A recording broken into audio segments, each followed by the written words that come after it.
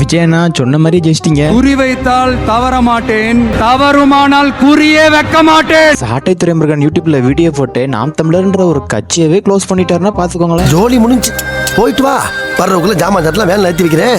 நானும் ஊருக்கு போய் ரொம்ப நாளாகி போச்சு. சீமானே டிவிக்கு இவ தற்கொலைன்னு சொல்லியே 8% 4% ஆயிடுச்சு. இதுல இருந்து யார் தற்கொலைன்னு தெரியுது? வேற யாரு? நான் தான். இந்த எலெக்ஷன்ல ஓட்டுக்கு காசு கொடுத்ததுனாலதான் டிஎம்கேவும் ஏடிஎம்கும் 20% மேல ஓட் பர்சன்டேஜ் வாங்கியிருக்காங்க.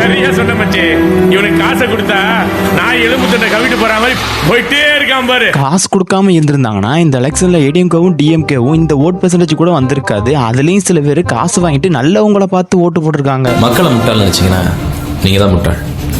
அவங்களுக்கு எப்ப யாரை கொண்டு வரணும்னு நல்லா தெரியும். ஆனா அதுலயும் சில பேர் விஜய் ஆட்சியை பிடிச்சி முதலமைச்சர் ஆயிட்டாருன்னா டாஸ்மார்க் எல்லாத்தையும் மூடிவார்னு பயந்து குடிக்கிற மக்கள் யாருமே விஜய்க்கு ஓட்டு போடல. அப்படி இருந்தும் கூட விஜய் பெரும்பான்மையா ஜெயிச்சிட்டாரு. அந்த பாயா இருக்கணும்டா.